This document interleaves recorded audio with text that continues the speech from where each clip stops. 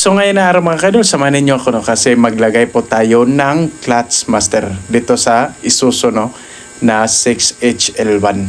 So wing band tool mga kadol. Siyempre mga kadol, brand new yung pinalit natin at saka alam mo naman natin, replacement lang talaga no. So at saka mga kadol, clarification no. Kasi mga kadol, yung unang upload natin, marami talagang nagtatanong at marami talagang nagko-comment sa atin. No? So mga kadol is, maraming salamat din. No? Tama kayo. Kailangan ng pump daw, pump ng fluid para madali lang o gagamitan ng pump. So mga kadol, andyan na tayo. No? Hindi daw, mali daw yung ginagawa natin. Andyan na tayo mga kadol. Kung maling nakikita ninyo, andyan na tayo. So mga kadol, yung ginagawa natin mga kadol is hindi na natin kailangan mag-bleeding doon sa clutch booster. Clarification mga kadol, clutch master lang yung kinuha natin at saka wala na yung clutch booster, hindi na yun madadamay no. Kasi mga kadol, karamihan yan, syempre magtanggal doon sa clutch master, yung bleeder screw, doon maglagay ng pump para umangat yung fluid papuntang reservoir.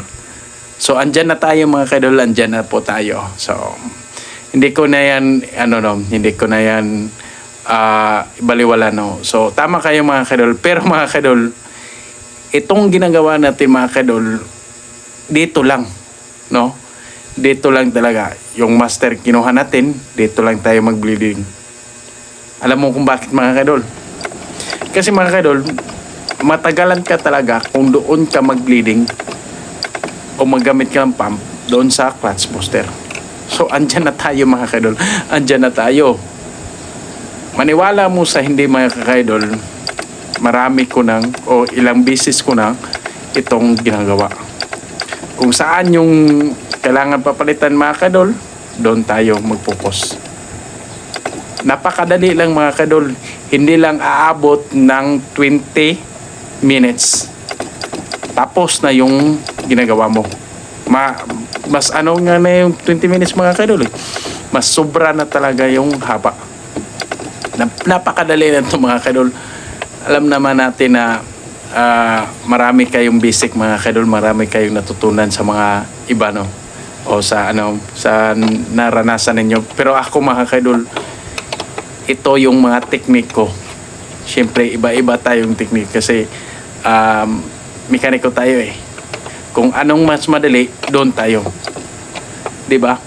Ang importante ay mga kadol, hindi siya ma-damage.